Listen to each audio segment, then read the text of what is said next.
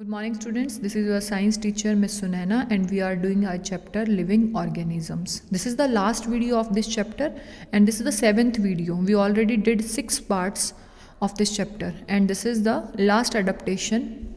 The animals or plants which lives in the aquatic area means जो पानी में रहते हैं वो plants और वो animals, पानी में रहने वाले plants और animals कैसे अपने आप को वहाँ के एरिया के अकॉर्डिंग जो है अडप्ट करते हैं हैबिट्स को.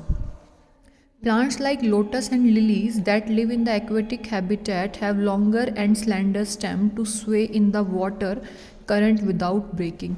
जो लोटस और लिली प्लांट्स होते हैं बच्चे वो एक्वेटिक प्लांट्स होते हैं. वो क्या करते हैं, लंबे होती है उनकी जो स्टेम्स होती है और स्लेंडर शेप होती है, मीन्स मतलब बहुत ही पतली सी और इजीली मूव होने वाली, ताकि वो पानी में फ्लोट कर सके, इजीली तैर सके. जैसे आप देखिए पिक्चर. और साथ में बच्चे जो इनकी लीव्स होती हैं, the leaves are broad shaped and waxy. Broad क्यों होती हैं, ताकि वो पानी में इजीली फ्लोट कर पाए. वैक्सी क्यों होंगी, ताकि पानी जो है वो एंटर ना कर पाए. द लीव्स और lily and lotus are broad and covered with the waxy cuticle. This helps the leaf to prevent the water from entering into the plant. किस लिए होती है बच्चे लीव्स वैक्सी?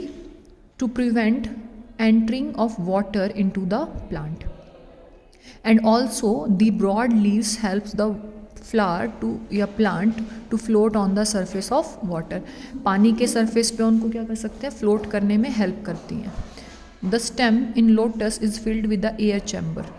जो लोटस होता है बच्चे उसकी स्टेम क्या होती है, एयर चैम्बर होता है, मतलब उसमें एयर होती है. एयर क्यों बच्चे एयर होती है, लेस डेंसिटी, मतलब हल्की होती है. हल्की एयर है तो वो पानी में तैर पाएगा, तो एक उसको बेनिफिशियल हो गया उसके लिए. The roots of certain plants like the hydrelia are fibrous and fine to absorb nutrients from water and floats on its surface. Roots क्या होती है certain plants की, like the hydrelia. The roots of a certain plants like hydrelia are fibrous होती हैं, मतलब बहुत ही रेशेदार, मतलब बहुत फाइन होना. फाइन किस लिए, to absorb nutrients from water and floats on its surface, ताकि वो इजीली अपने जो है फ्लोट कर पाए सरफेस के ऊपर. और न्यूट्रिएंट्स उन्हें कहाँ से मिलेंगे, सारे के सारे न्यूट्रिएंट्स बच्चों ने मिलते हैं पानी से, वाटर से. एनिमल्स जो रहते हैं आपके एक्वेटिक एरियाज़ में, यानी कि सीज़ में रहने वाले, ओशियंस में या फिर रिवर्स में रहने वाले एनिमल्स जो होते हैं, डक्स होती हैं. Ducks have web feet. Ducks में वेब फीट होते हैं, क्यों, ताकि वो इजीली स्विम कर पाएँ वाटर के अंदर. Streamline body in ship. जो फिशेज़ होती हैं बच्चे उनकी बॉडी क्या होती है, स्ट्रीमलाइन मतलब पतली होना प्लस आगे से नैरो होती है. अगर आपने फ़िश को कभी ध्यान से देखा है तो फ़िश आपकी कैसे होती है, आगे से जो होता है उसका फेस इस तरीके से होता है ना. आपने फ़िश बनाई होगी बचपन में. तो this is called the streamlined body. और ये स्ट्रीमलाइंड जो बॉडी होती है बच्चे फ़िश की, ये क्या होती है, इसको मूव करती है, हेल्प करती है, ताकि वो वाटर के अंदर से इजीली क्या कर पाए, मूव कर पाए. स्केल्स ऑन फिश की बॉडी पे क्या होते हैं बच्चे, स्केल्स होते हैं on the surface of the body of the fish to protect the internal organs, ताकि उनके इंटरनल ऑर्गन्स क्या रहें, प्रोटेक्ट रहें.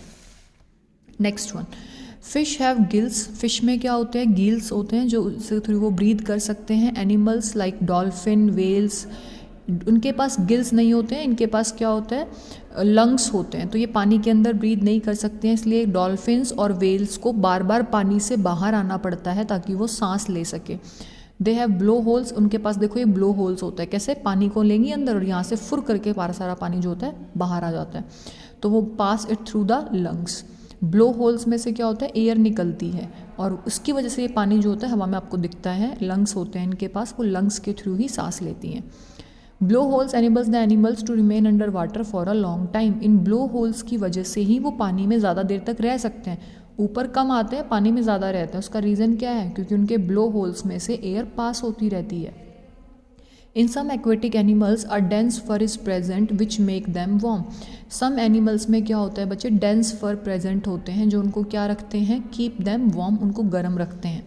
Presence of water proof feathers to weather away cold and to prevent them from wetting. इनकी जो body होती है बच्चे वो क्या होती है, वाटर प्रूफ होती है, इसलिए ज़्यादा ये गीले भी नहीं होते हैं और इनसे कोल्ड जो है वो दूर ही रहती है. Last one is desert adaptation. देखिए कैक्टस ब्लूम है, ये आपके डेजर्ट एरिया में जो प्लांट्स होते हैं, जो एनिमल्स होते हैं, वो कैसे रह पाते हैं.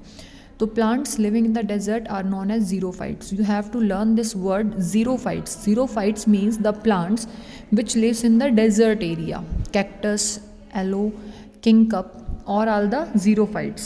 Desert plants have small leaves.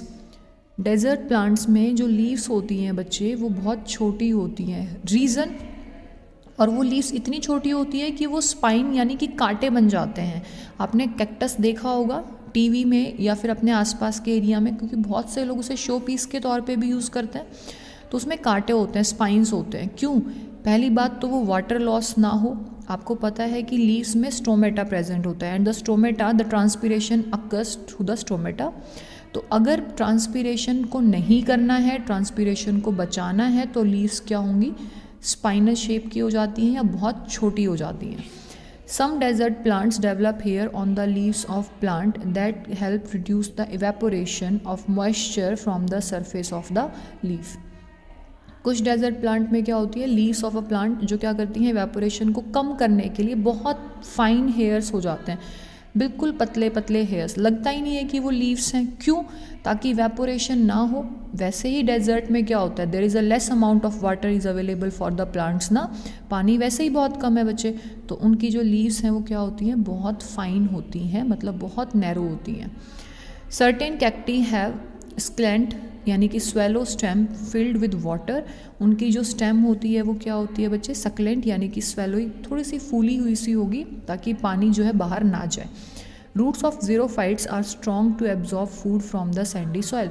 जो जीरोफाइट्स होते हैं बच्चे वो क्या करते हैं, एब्जॉर्ब कर लेते हैं सैंडी सॉइल से वाटर को. ठीक है, तो उनकी रूट्स क्या होती है, स्ट्रॉन्ग होती हैं, डीप अंडर द ग्राउंड.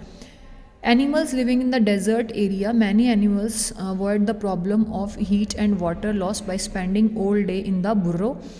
जो मेनली एनिमल्स होते हैं वहाँ पे वो क्या रहते हैं, बुर्रोज में रहते हैं, मतलब अंडरग्राउंड रहते हैं. और नाइट के टाइम पे वो क्या होते हैं बच्चे, वो बाहर आते हैं, क्योंकि दिन में बहुत ज़्यादा गर्मी होती है. तो उन्हें अपने आप को क्या करना होता है, हीट को अवॉइड करना होता है, वाटर लॉस को अवॉइड करना होता है, इसीलिए वो बुर्रो में रहते हैं.